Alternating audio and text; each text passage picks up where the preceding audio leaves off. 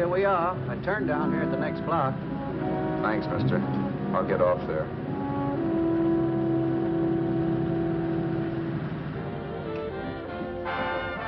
Want anything else? No. Hey, you. Me? Yeah, you. Where you heading? East. Too bad.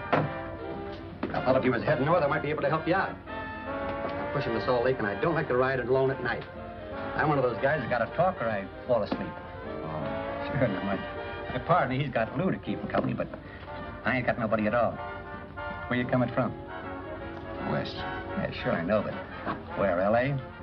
Maybe. I got a cousin out in L.A. You don't say. Yeah, he's been out. You're not much of a talker, are you? My mother taught me never to speak to strangers. Oh, a wise guy. So what? Okay, don't get sore. Just trying to be sociable, that's all. Hey, Glamorous. You change for a dime, will you?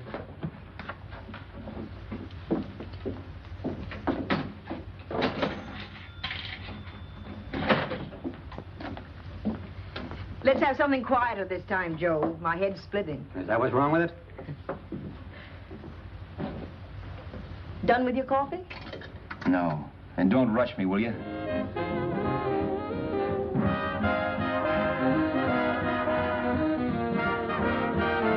Hey, turn that off. Will you turn that thing off? What's eating you now? Yeah, what's eating you? That music, it stinks. Oh, you don't like it, huh? No, turn it off. Oh, wait a minute, pal. That was my nickel, see? This is a free country. And I play whatever I want to. Sure, and if you don't like it, you don't have to listen to it. And you can leave here anytime you want to. Okay, I'm sorry I asked. First good piece played tonight and you don't like it. Some people just ain't got any good taste.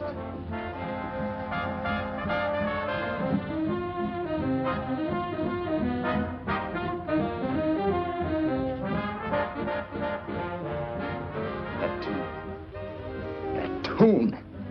Why was there always that rotten tune? Following me around, beating in my head, never letting up.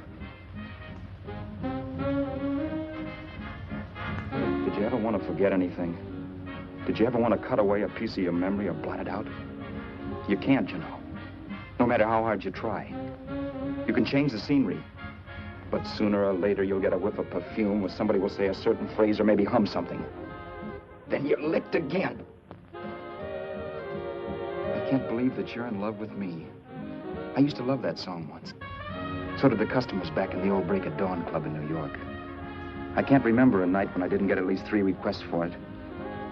Sue, she was always selling it too. Those were the days.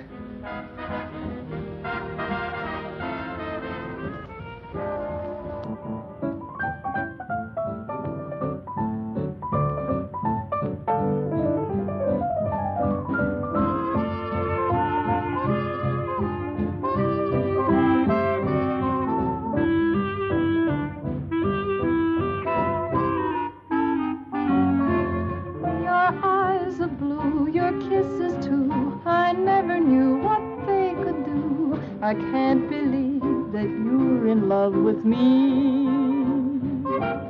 You're telling everyone you know that I'm on your mind each place you go. They can't believe that you're in love with me. I have always placed you far above me. I just can't imagine that you love me.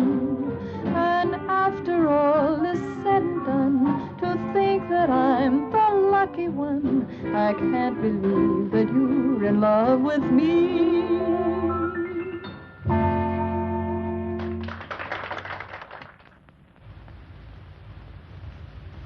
It wasn't much of a club, really.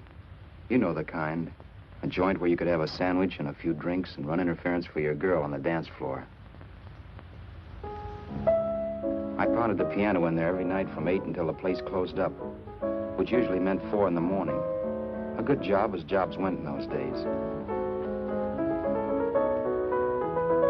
Then, too, there was Sue, who made working there a little like working in heaven. But how we felt about each other, well, there was nothing very unusual in that. I was an ordinary healthy guy, and she was an ordinary healthy girl, and when you add those two together, you get an ordinary healthy romance, which is the old story. Sure, but somehow, the most wonderful thing in the world.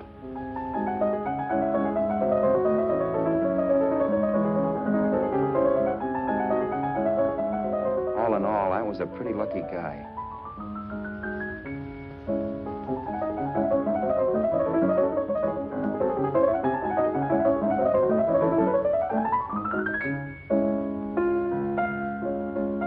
Mr. Paderewski, I presume. It's beautiful.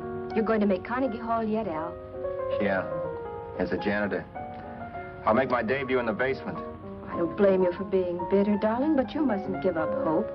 Why, someday... Yeah, someday. If I don't get arthritis first. In the meantime, let's blow this trap.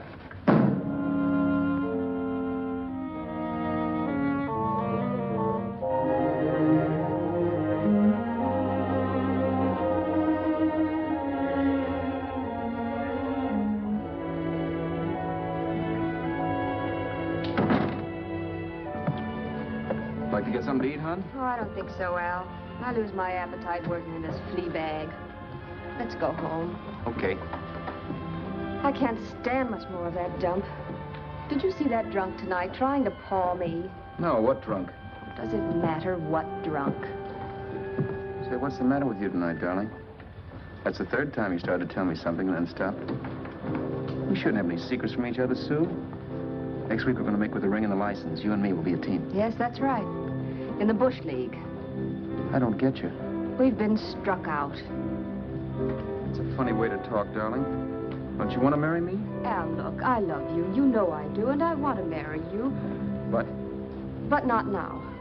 Only after we've made good. Sunday, I'm going away. Oh, I know you'll think it's silly. That's why I hesitated to tell you. But I'm going to California. I want to try my luck in Hollywood. That's the most stupid thing I ever heard of. Don't you know millions of people go out there every year and wind up polishing cuspidors? I thought you had better sense. You sound as if you don't think I have any talent. That has nothing to do with it. I'll make out all right. Maybe. But what about me? Doesn't it mean anything to you that you're busting up all our plans? We may not see each other for years? It won't be that long. I thought you loved me. I do. You know I do. Well, here we are. Al, why can't you see my side of it? I'm young. We both are. And we've got all the time in the world to settle down. Oh, really, darling, what I'm doing is the only sane thing to do. I hate the thought of being so far away from you, but we'll be together again someday. Maybe you'll decide to come out too later on. So long. Al, aren't you going to kiss me goodnight? Sure. Why not? Good night.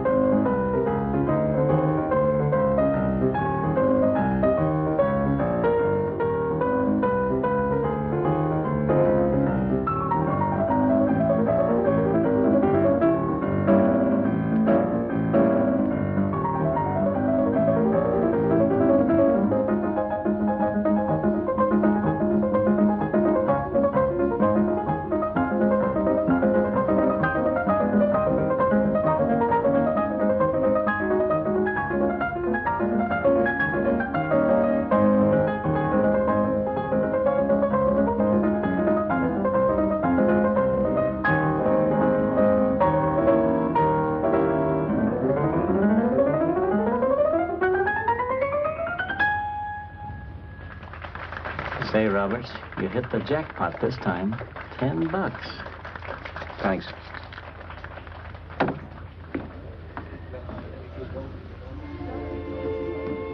So when this drunk handed me a 10 spot after a request, I couldn't get very excited. What was it, I asked myself? A piece of paper crawling with germs. It couldn't buy anything I wanted. It couldn't... Then I thought of something.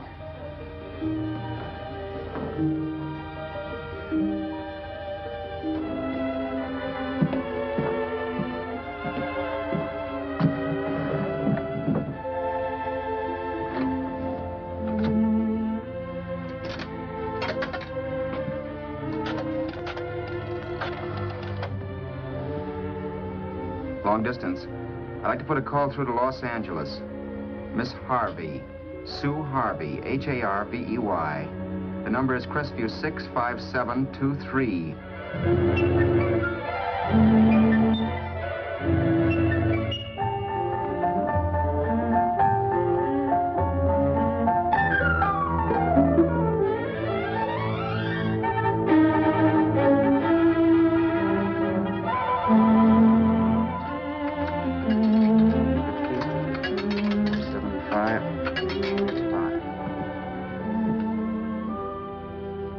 Hello, Sue? This is Al. Oh, baby, it's great to hear from you, too. What's that? You do? Oh, me too, darling. I thought I'd go batty without you. I just had to... Huh? You're working as a hashlinger? Gee, honey, that's tough. Those guys out in Hollywood don't know the real thing when it's right in front of them. You just stick it out, Sue, baby. Keep going around to those casting offices. I'm sure you'll click. Look, I'll tell you what. You stay put out there, I'll come to you. No, don't try to stop me. Just expect me. Train? Who knows? Train, plane, bus, magic carpet. I'll be there if I have to crawl. If I have to travel by pogo stick. And then, let's get married right away, huh? That's the stuff. That's what I've been wanting to hear you say. Well, goodbye for now. I'll be seeing you soon. Yeah. Bye. The only way I could cross country was to thumb rides. For even after hawking everything, I only had enough money to eat. Money. You know what that is. It's the stuff you never have enough of. Little green things with George Washington's picture that men slave for, commit crimes for, die for. It's the stuff that has caused more trouble in the world than anything else we ever invented. Simply because there's too little of it. At least I had too little of it. So it was me for the thumb.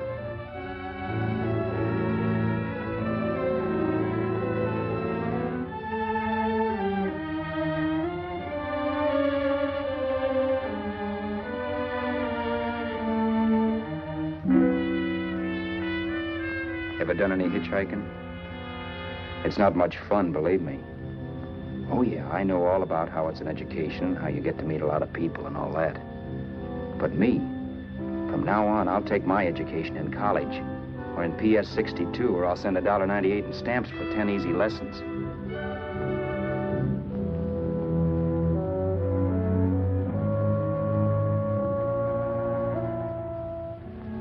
Thumbing rides may save you bus fare, but it's dangerous. You never know what's in store for you. You hear the squeal of brakes.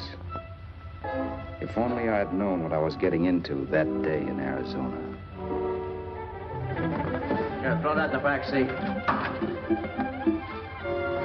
Okay, let's go. Make sure that door is closed.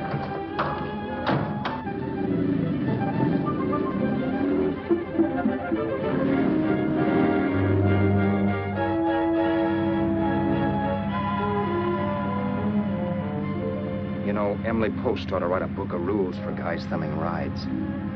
Because as it is now, you never know what's right and what's wrong. We rode along for a little while, neither one of us saying anything. I was glad of that. I never know what to say to strange people driving cars. Then, too, you can never tell if a guy wants to talk. A lot of rides have been cut short because of a big mouth. So I kept my mouth shut until he started opening up. Hand me that little box in the compartment, will you, pal? Hold the wheel, will you?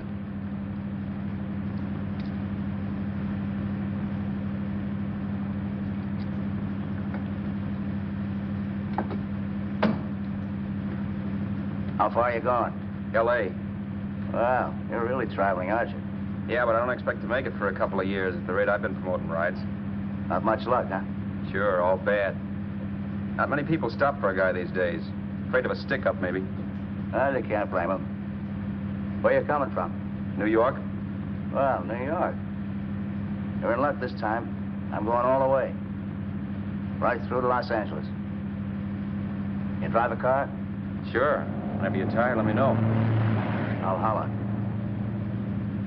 I guess at least an hour passed before I noticed those deep scratches in his right hand. They were wicked. 3 puffy red lines about a quarter of an inch apart.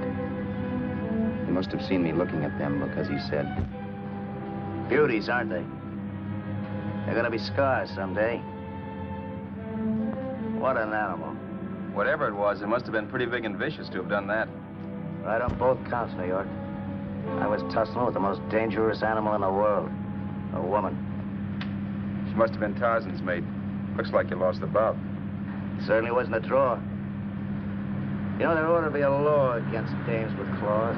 Yeah. I tossed her out of the car in her ear. Was I wrong?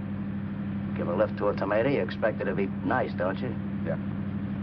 After all, what kind of a dame's son rides? Sunday school teachers? Yeah. A little witch. She must have thought she was riding with some fall guy. And me, who's been booking horses around racetracks since I was 20. I've known a million dames like her. 2 million. Yeah. Stopped the car, opened the door. Take it on the Arthur Duffy sister, I told her. That's the stuff. As that was done, huh? But if you want to see a real scar, brother, get a load of this. Wow. I got that one dueling. Dueling? Yeah, we're just kidding, of course. My dad owned a couple of Franco-Prussian sabers. Kept them on the wall for decorations. Well, one day, the kid and I took them down when the old man wasn't around. Had a duel. He got me in the arm here. Pretty mean cut. Infection set in later. Yeah, I can see that. Now, give me that box again, will you? Yeah.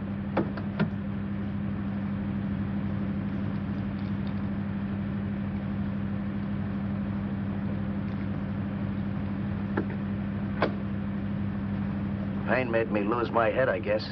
I began slashing. Before I knew it, I'd put the other kid's eye out. That was tough. Well, it was just an accident, of course. Do you know how kids are? I got scared and decided I was going to run away from home. Old man almost caught me when I was packing my duds. The bloody rag I had wrapped around my wrist hadn't caught his attention. You'd seen the bundle for sure. But I beat it when he was phoning for a doctor. That was 15, 16 years ago. I haven't been home since. Pull in there for a bite or something, huh? a bite or something. Brother, was I hungry. I hadn't had anything in my stomach for hours. Yet even with that gnawing in the pit of my belly, I didn't want to be in too big a rush to put on the feed bag. First, I had to make sure this guy knew the score. If I got him down on me, goodbye ticket to Hollywood. I'll wait out here for you, mister. Well, if it's the money, don't worry about paying for it. This time it's on me. Well, that's what... Haskell, think nothing of it. You make your first million, maybe you can do the same for me. Come on, New York. I gotta make the West Coast by Wednesday. There's a horse running at Santa Anita named Pirate Bicycle. Means dough to me if I'm on him. We'll make it all right. He did most of the talking during the half hour we were in the place. I ate. He rambled on about his old man, whom he hadn't heard from since he ran away as a kid. Now he happened to become a bookie. And then all about how he got rooked in Miami. One race, 38 grand. They cleaned out my book. How do you like that? That was tough luck. Yeah, and I'm supposed to be the smart guy. Well, you just wait. I'm going back to Florida next season with all kinds of jack. And you watch those stinkers run for cover. You want anything else? No, thanks. I've had plenty.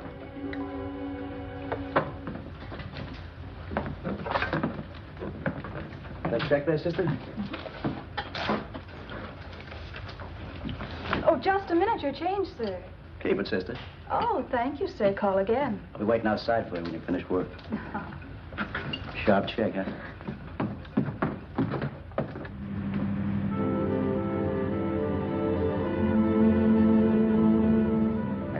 that night while Haskell slept like a log. After a while, I began to get sleepy myself. I was happy, though. Soon I'd be with Sue again. The long trip was practically over, and there'd be no more hoofing it down the concrete. I began to think of the future, which couldn't have been brighter if I'd embroidered it with neon lights. It was nice to think of Sue shooting to the top. It's amazing what a full belly can do to your imagination. Your eyes are blue, your kisses too. I never knew what they could do. I can't believe that you're in love with me. You're telling everyone you know I'm on your mind each place you go. I can't believe that you're in love with me.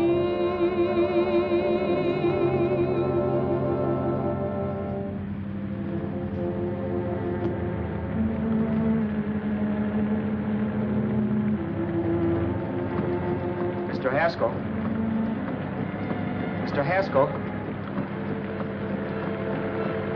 Mr. Haskell, wake up. It's raining. Don't you think we ought to stop and put up the top?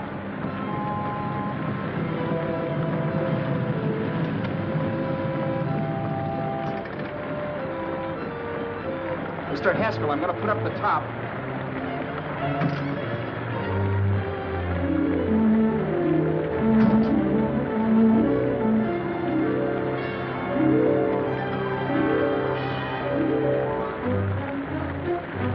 Until then, I'd done things my way.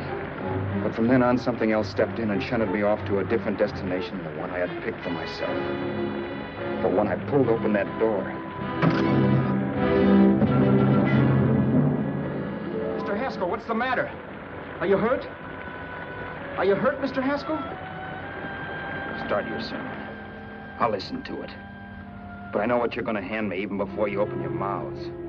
You're going to tell me you don't believe my story of how Haskell died and give me that don't make me laugh expression on your smug faces.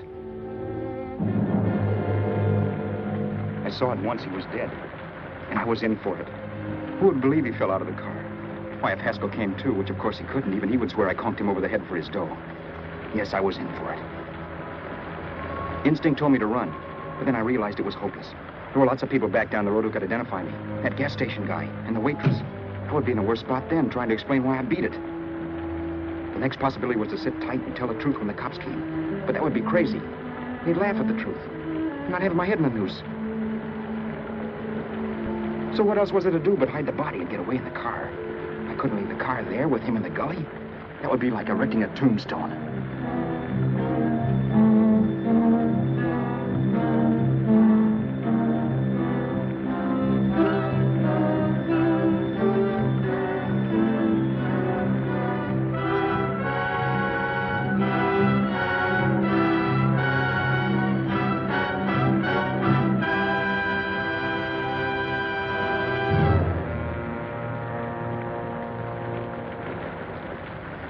My idea was to cover him with brush, not to rob him. But then I remembered that even if I only drove the car for 100 miles or so, I would need money for gas. Besides, it was stupid of me to leave all that money on a dead man. Not only that, I'd have to take his driver's license in case I was stopped for something. I didn't like to think about it, but by that time I'd done just what the police would say I did, even if I didn't. My clothes. The owner of such an expensive car would never be wearing them. Some cop might pull me in on suspicion.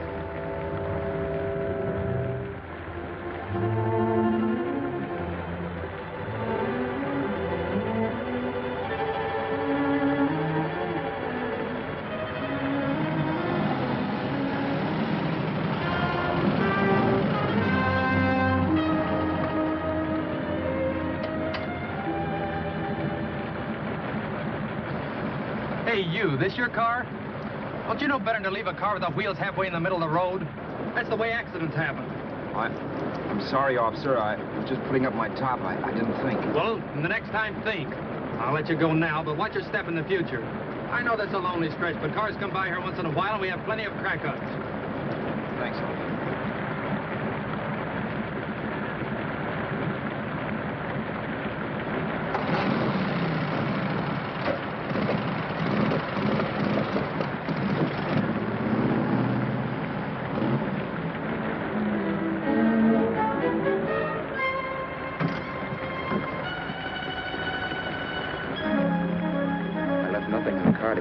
Robertson. If they found a dead man in the gully now, it would be me.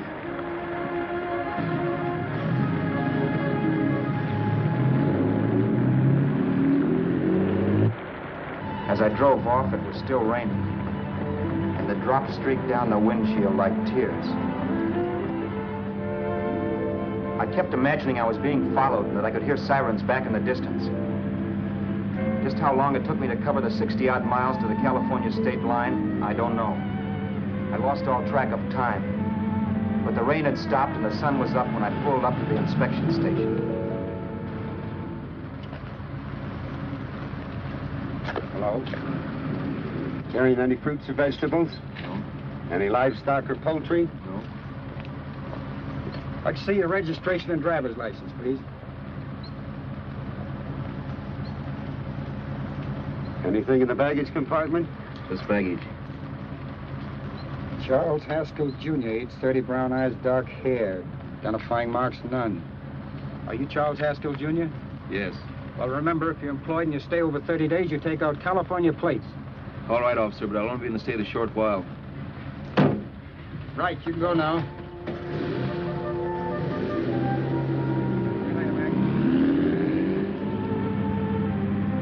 I couldn't drive any farther without some sleep. Cops or no cops, I knew I had to hit the hay and hit it hard. I was dead tired.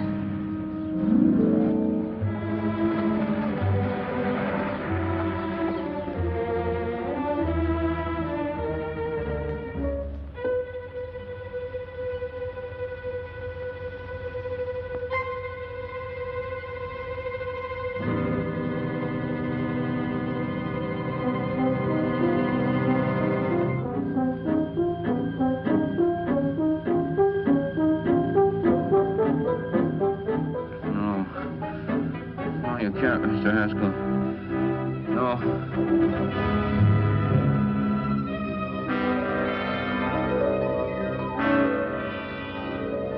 Mr. Haskell, you can't die. I think I did it. No, Mr. Haskell. No.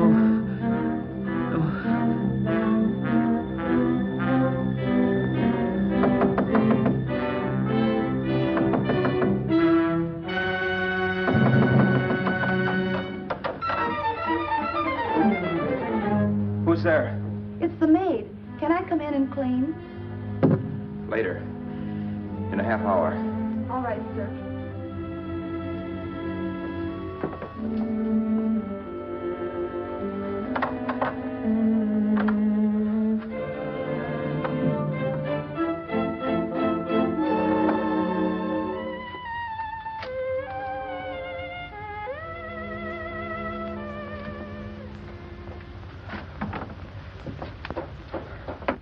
There was no time to lose.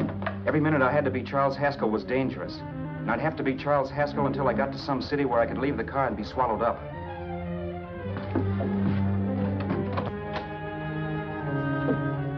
That meant driving the car as far as San Bernardino, maybe even to Los Angeles.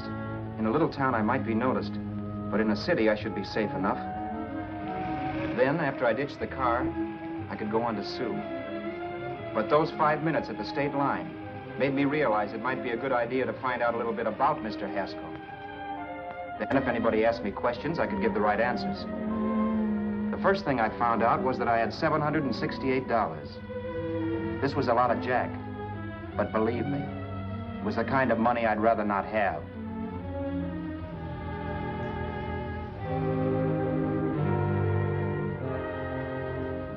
And then I found out from a letter Haskell was carting around in his bag that he wasn't the open-handed, easygoing big shot who went around buying dinners for strange hitchhikers. Before I got done reading it, I saw him more as a chiseler. It was written to his old man in California, the one he hadn't seen in so many years. In it, Haskell posed as a salesman of hymnals, of all things. It was easy to see where Haskell expected to raise a new stake for his book in Miami by rooking his old man. That was about all I found out from his effects, and it was enough. I told myself, maybe old man Haskell was lucky his son kicked off. He would never know it, but it saved him from taking a flyer in sacred literature preferred.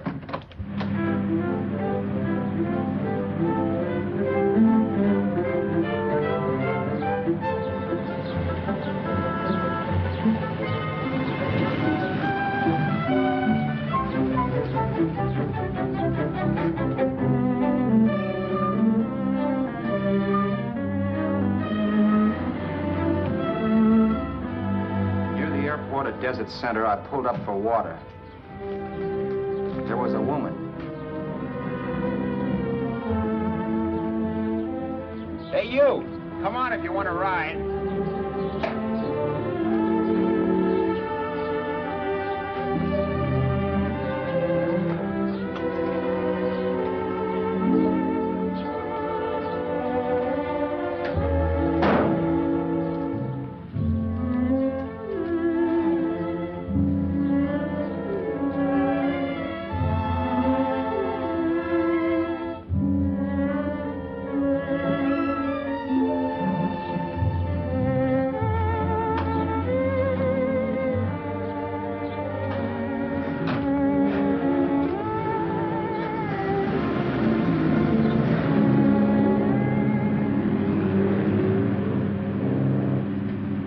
How far are you going?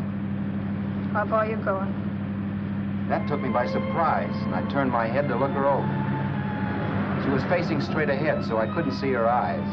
But she was young, not more than 24. Man, she looked as if she'd just been thrown off the crummiest freight train in the world.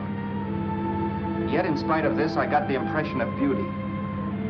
Not the beauty of a movie actress, mind you, or the beauty you dream about when you're with your wife, but a natural beauty. A beauty that's almost homely because it's so real. Then suddenly she turned to face me. How far did you say you were going? Los Angeles? L.A.? L.A.'s good enough for me, mister. That's what I was afraid of. What'd you say? Oh, nothing, just thinking out loud. People get in trouble for doing that. What's your name? You can call me Vera if you like. You live in Los Angeles? No. Where are you coming from? Oh, back there. Needles? No. Oh, sure, Phoenix. You look just like a Phoenix girl. Are the girls in Phoenix that bad? The girl must have been pretty tired because she fell asleep not 20 minutes after she stepped into the car. She lay sprawled out with her head resting against the far door, like Haskell. I didn't like that part of it much, but I didn't wake her up. It wasn't that this girl still worried me. I'd gotten over that funny feeling I had when she looked at me, which I put down as just my jangled nerves. With her eyes closed and the tenseness gone out of her, she seemed harmless enough. And instead of disliking her, I began to feel sorry for her. The poor kid probably had had a rough time of it. Who was she anyway? And why was she going to Los Angeles? And where'd she come from in the first place? The only thing I knew about her was her name. Not that it made any difference.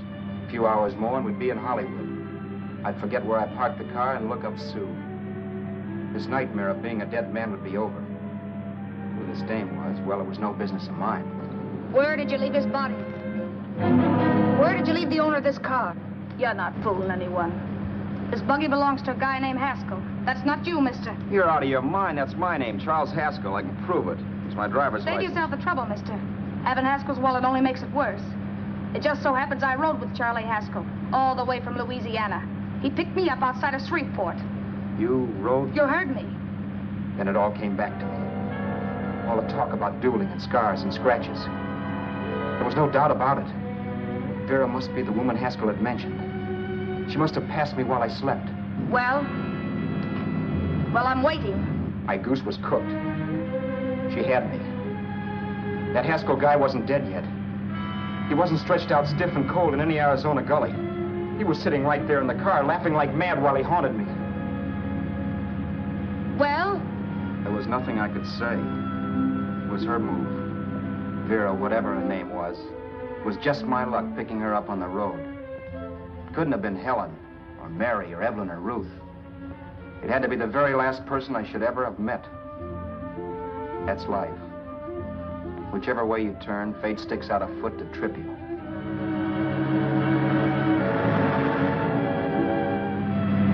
I told her everything, but but she didn't believe my story. I should have saved my breath. That's the greatest cock and bull story I ever heard. So he fell out of his car. Say, who do you think you're talking to, a hick? Listen, mister, I've been around, and I know a wrong guy when I see one. What'd you do, kiss him with a wrench? Now, wait a minute. What I told you was true. You see, that's why I had to do it. You think I killed him. Well, the cops would have thought so, too. Yeah, well, maybe they still think so. What makes you so sure I'll shut up about this? Vera, I'm innocent. Give me a break, will you? It won't do me any good having you pinched. The cops are no friends of mine. Now, if there was a reward, but there isn't. Thanks. Don't thank me yet. I'm not through with you by a long shot. Let's see that roll.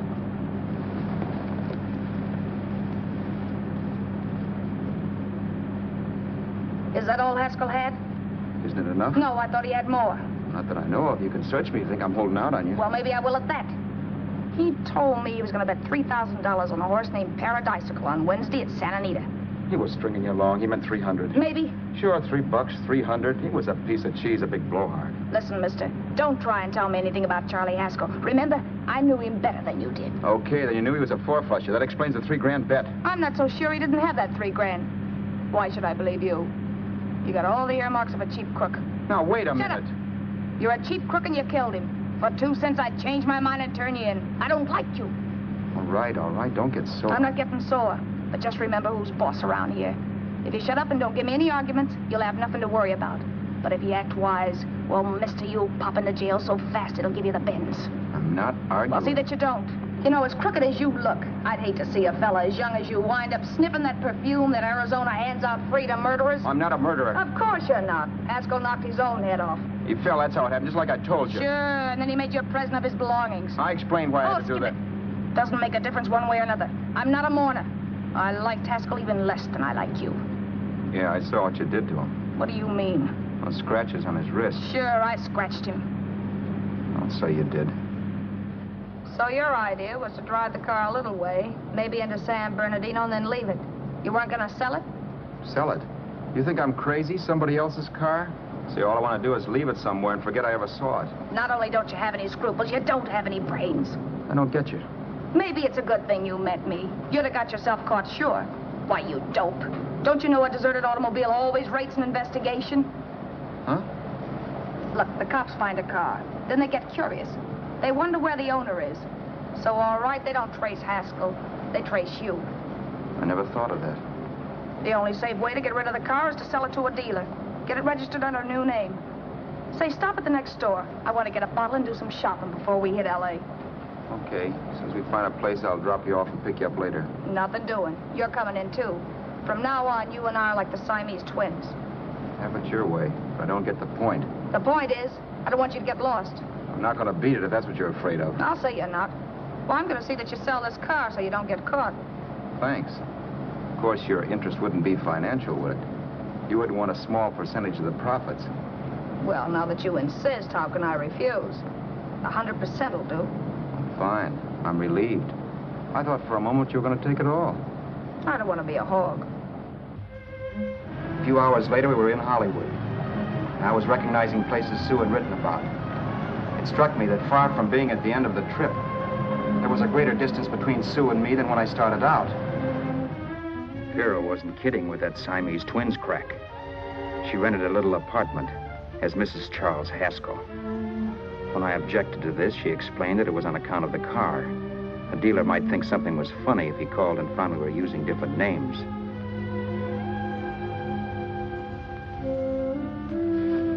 Home, sweet home. Yeah. Not bad either.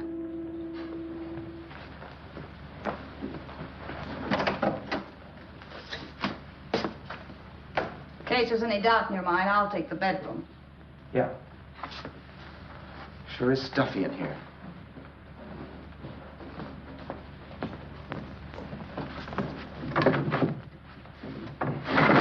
Keep the window shut. Okay. The old crow downstairs said there's a folding bed behind this door.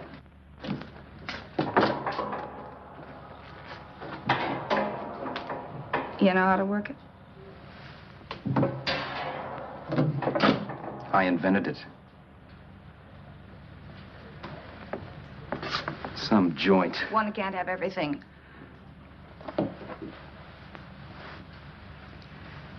I'm first in the bathtub.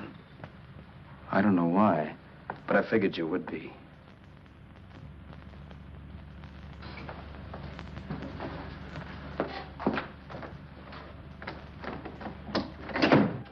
Boy, oh boy. It sure feels good to be clean again. I must be 10 pounds lighter. You must be. Well, hitching rides isn't exactly the way you keep your schoolgirl complexion. I wish that guy with the sacks would give up. Gets on my nerves. Forget it. Have a drink. Aren't you afraid I might take you up on it? If I didn't want to give you a drink, I wouldn't have offered it. Why be a sorehead, Roberts? You got yourself into this thing. You should be grateful I'm not turning you in. Why, if I wasn't regular, you'd be in the pen this minute, being photographed, fingerprinted, and being pushed around by the cops. So cheer up. Get rid of that long puss. Or is your conscience bothering you?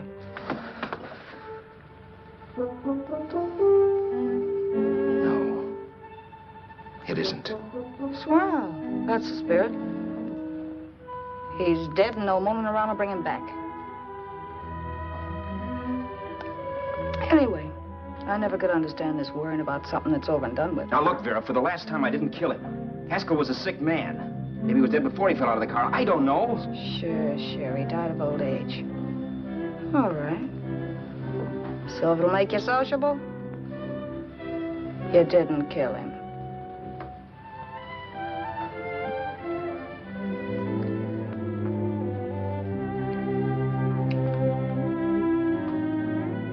Thanks.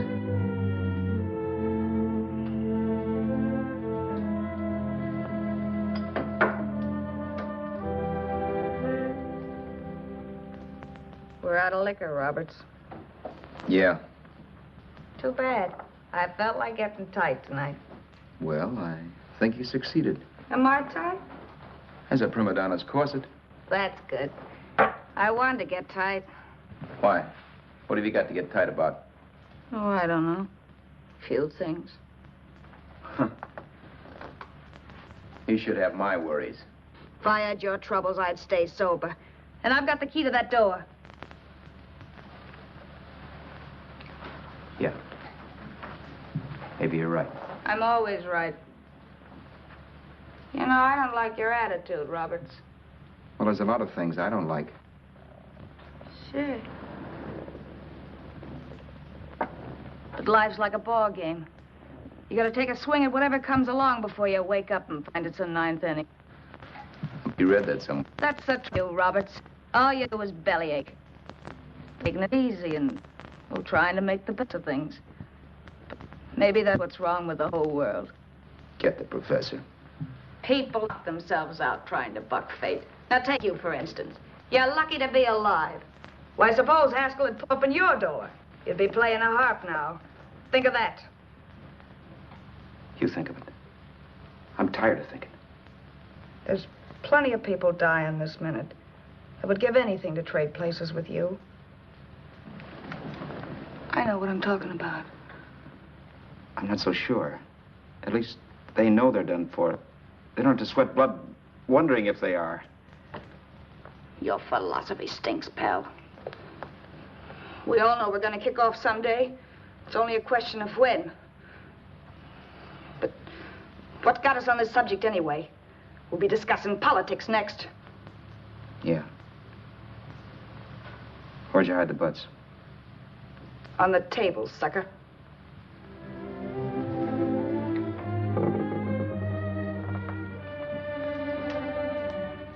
We bored each other with conversation for a couple of hours longer. Every 5 minutes, one of us was wishing we had another bottle or a radio or something to read. Then finally, we ran out of chatter. I know it's only 11 o'clock, but I want to get up early and make the rounds of the used car lots. No hurry about that. We got all the time in the world. Maybe you have, but if you think I want to stay cooped up in this place any longer than I have to, you're batty. It's not a bad place. Pay plenty for diggings like this in New York. I wouldn't like it if it was the Ritz.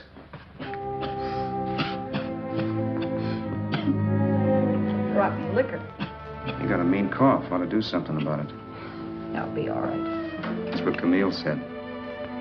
Who? Nobody you know. Wasn't that the dame that died of consumption? Yeah. Wouldn't it be a break for you if I did kick off? You'd be free with all Haskell's dough and car. I don't want to see anybody die. Not even me.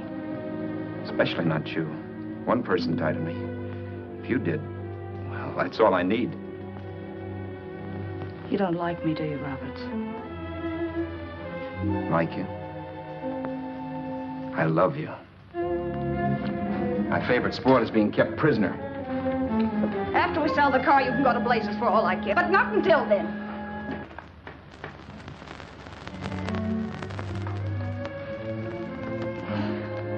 I'm going to bed.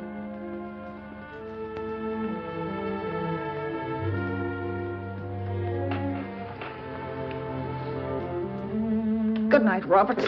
Don't try and sneak away during the night. All the doors are locked. Anyway, if I find you gone in the morning, I'll notify the police. They'll pick you up. Don't worry, I know when I'm in a spot. Well, good night. I hope that portable rack isn't too uncomfortable for you. Don't lose any sleep over it, will you, Vera?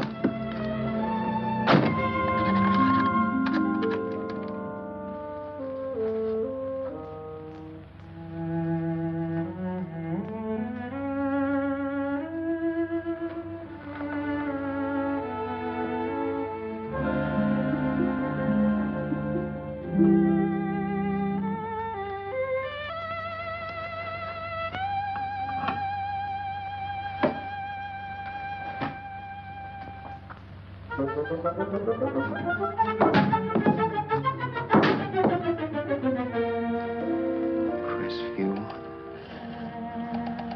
6, 5, 7, 2, 3. Hello? Hello? Hello? Hello?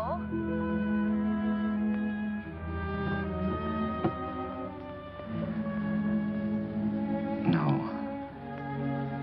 Not yet, darling. Tomorrow. Maybe. If this were fiction, I would fall in love with Vera, marry her, and make a respectable woman of her. Or else she'd make some supreme Class A sacrifice for me and die. Sue and I would bawl a little over her grave and make some crack about there's good in all of us. But Vera, unfortunately, was just as rotten in the morning as she'd been the night before. All right, I'm coming. Look, Vera, it's almost noon. So what? The dealers will be there all day? They'll be there all year, too, but it doesn't wait that long. Shut up. You make it like a husband. Well, do I rate a whistle? You sure do, but let's go. Let's go, let's go. I spent $85 in 2 hours preparing bait, and all you can say is let's go. Come on.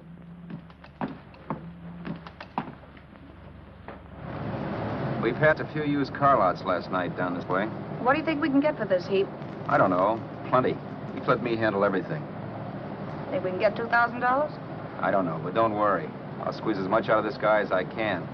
If I let it go cheap without a fight, he might think we've stolen the car. And listen, don't make any slips and call me Roberts. That'll cook us. I don't need you to tell me that. You better just sit by and keep your mouth closed. Remember, we're both in the soup if anything happens. Forget it and drive. You're my wife, Vera Haskell. Look, after the deal's closed, let's go back to that place on Hollywood Boulevard where I saw the fur jacket. I want to buy it. After the deal's closed, I'm saying goodbye to you. That's right, I forgot. I guess I'm getting kind of used to you. Well, that's a habit you could start breaking. Let's try this place in the middle of the block.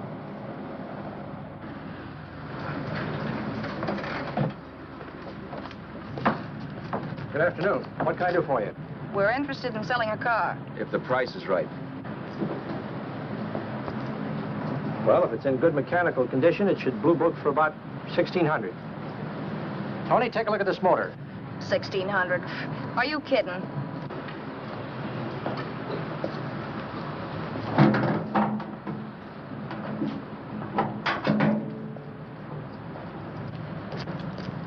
Well, maybe $1,850. Before I let it go for $18.50, I'll wreck it and collect the insurance first.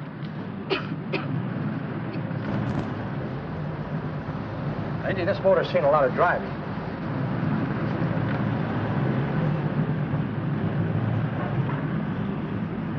While the mechanic inspected the car, we haggled. At last, when we were all worn out, we hit a compromise. His price. Okay, it's a deal. All right, come in. We'll sign the papers. I have the ownership papers right here with me. Look, Vera, in the meantime, will you clean the dash compartment? There may be some stuff in it. All right, darling. $1,850. That dirty crook.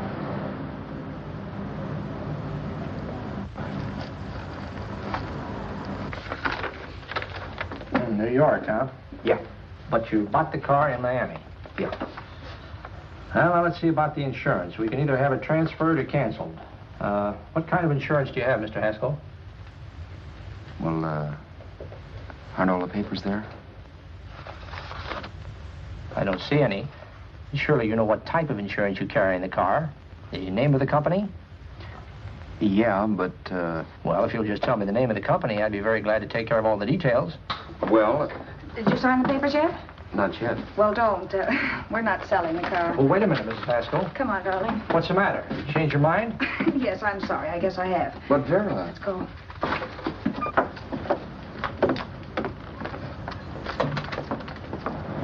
You got me out of a tight spot, Vera. But I still don't understand all this. You will in a minute. I almost threw away a gold mine. $18.50 isn't to be sneezed at. The car doesn't book for as much as I thought. We're not selling the car. You want to keep it. Now, wait a minute, Vera. You said yourself I wouldn't be safe until the car was in someone else's name. I'd like to be free of this mess when I go. That's just it, Roberts. You're not going. There's a drive-in at the next corner. Pull in there and we'll get a bite to eat. And I'll explain. What is this, another one of your brilliant ideas?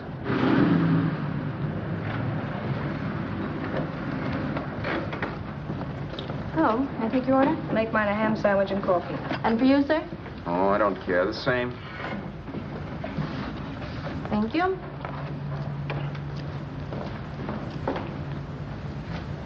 Get this, Vera. I've been pretty patient so far. I've done everything you asked me to do, but no more. Shut up. You've taken Haskell's money. And you can have the dough we get from selling the car. But you're not going to keep me a prisoner. It's a good thing I bought the paper. Take a look at that. Vera, I'm in no mood. Read that.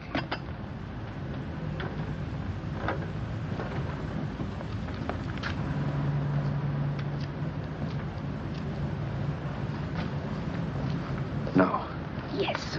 No, I won't do it. Yes, you will. You think I'm crazy? It's impossible, I tell you. Excuse me.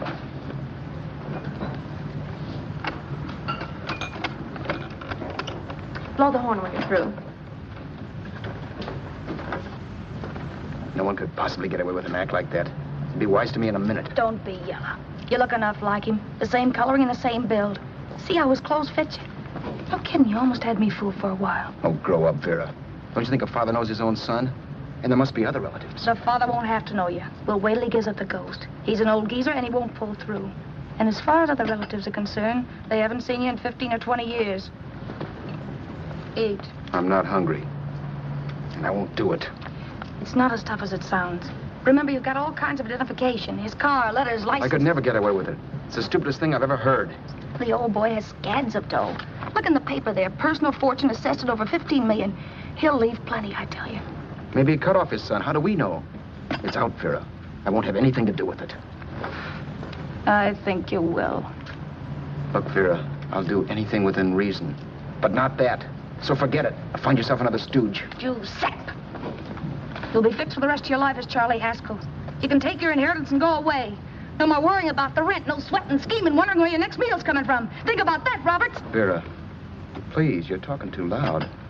On this, I'm splitting 50-50 with you. Sure, why not? We're both alike, both born in the same gutter. Now, take it easy, Vera. There's people around here. You don't know what you're talking about. We'll wait till we read that old man Haskell's dead. Then you show up. Like you read in New York that he was sick. No. Suppose he doesn't die. He will. I know he will. Something tells me. But as much as I insisted I would have no part of her scheme, Vera was taking it for granted I would. Neither of us had our mind on the cards as we played that night. I knew we were just trying to kill time between newspaper editions. This was a death watch for Vera. Maybe it was for me, too. Don't you realize if I'm caught, they'll want to know where I got the car and stuff, and they'll have me on a murder charge. If you're smart, you won't get caught. I knock for 7. And if I'm caught, don't you realize you'll be out, too? 18 points. That gives me 30. How will I be out? You'll be out $1,850 we would have gotten on the car. Really, Vera, you'd be an awful chump if you threw away all that dough on a dizzy long shot. Let me sell the bus tomorrow. With the money it'll bring and what you've already got, a clever kid like you can run it up in no time. Then we'd both be in the clear. I'll be in the clear anyway. Maybe. Maybe. But if I got caught, I'd get good and sore at you, you know. You mean you'd squeal? Well, no, not squeal exactly. Never mind what you meant.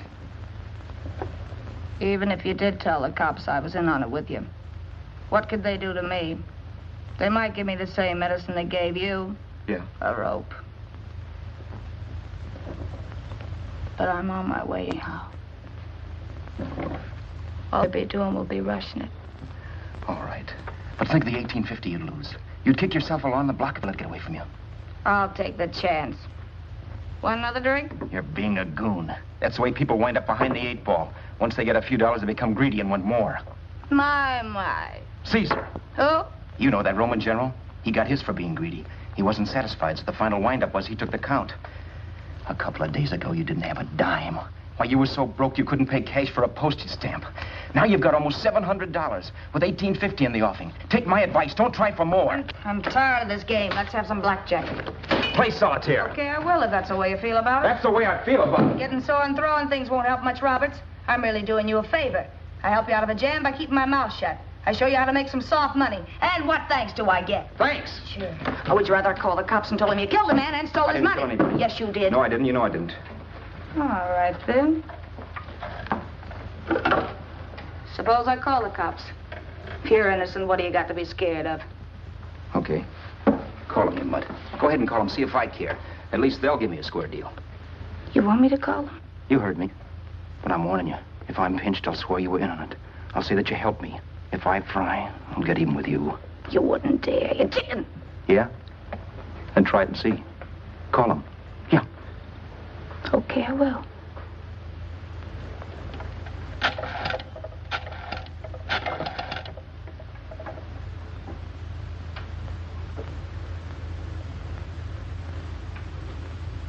Information? I want the number of the Hollywood police station. Okay, I got it. Thanks. Wait a minute, Vera. You wouldn't do that. Well, wouldn't that? And I'll show you if I would. Take it easy now. Let's talk this over. This was early in the evening, and the conversation, while hectic, was at least pitched low. But as the minutes passed, and more obstacles to her plan popped into my head, the air got blue. Each word coming from our lips cracked like a whip. I reminded her that as Charles Haskell, I didn't even know my mother's name, where I'd gone to school, the name of my best friend, whether I had an Aunt Emma or not, my religion, and if I'd ever owned a dog. I didn't even know what my middle initial stood for. I also pointed out that the real Haskell had a scar on his forearm. His people never saw that scar. He told me he ran away right after putting out the kid's eye. Yeah, but his father knew he was cut. It'd have to be some kind of a mark. So what? The old man's dead, or will be. I hope by tomorrow morning's papers. Anyway, you could cut yourself a little, couldn't you? Boy, for that kind of dough, I'd let you cut my leg off. You're drunk and you're crazy mad, Vera. Turn me in if you want to, but I won't get mixed up in this. Besides, how do we know Haskell was such a phony?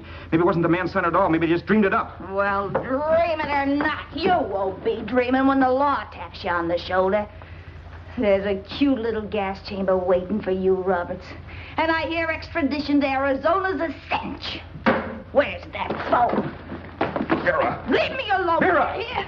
I want a phone. Call police.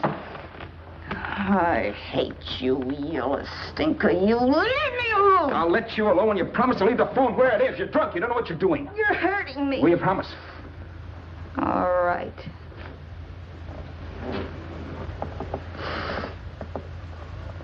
You hurt me. I'm sorry, but... And it's hot in here. Open up a window. It's not hot. Don't tell me. Now, do you do it or do I do it? You're no gentleman, see? Yeah. All right. I'll open up the window. Vera!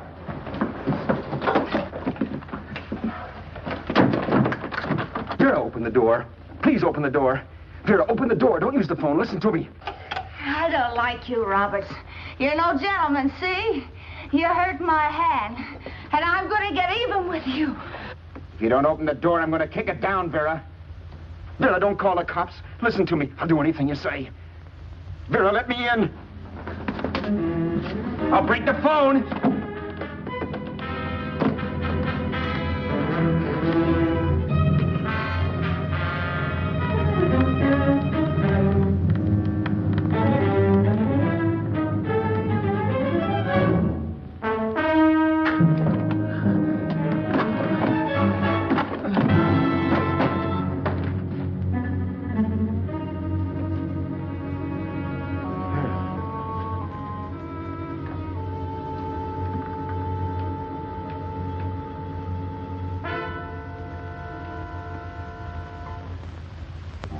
The world is full of skeptics.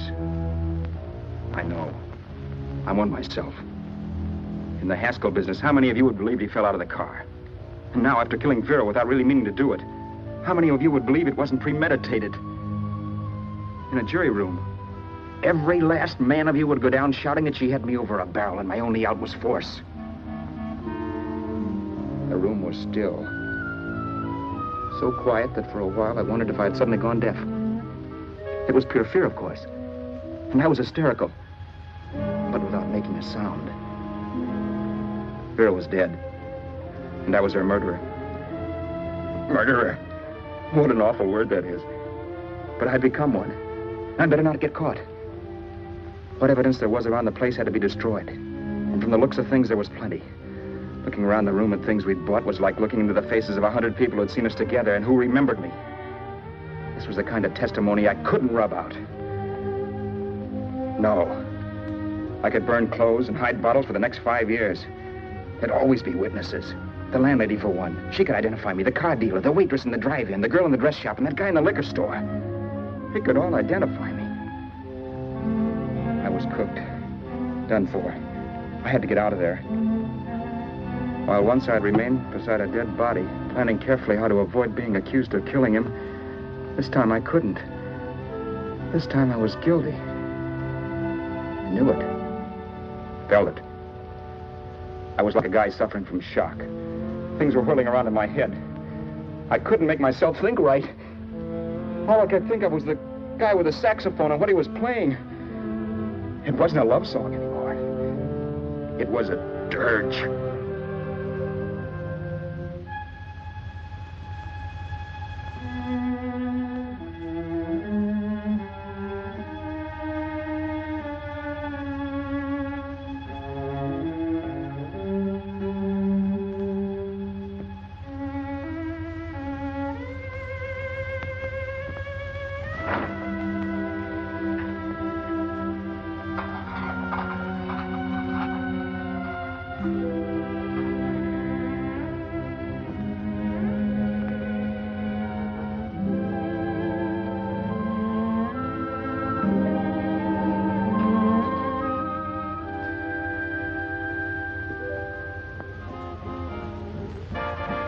My problems weren't solved.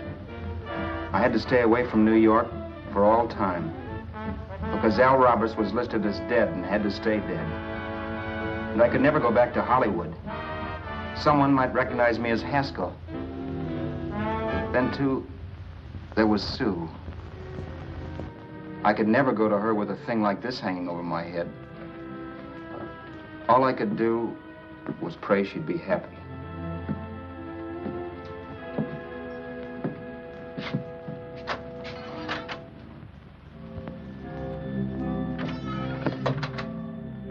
I was in Bakersfield before I read that Vera's body was discovered, and that the police were looking for Haskell in connection with his wife's murder. Isn't that a laugh? Haskell got me into this mess, and Haskell was getting me out of it. The police were searching for a dead man.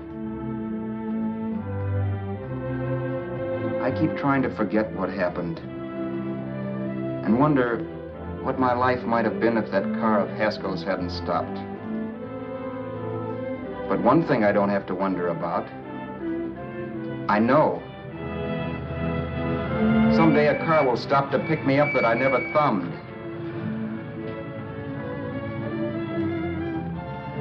Yes. Fate, or some mysterious force, can put the finger on you or me for no good reason at all.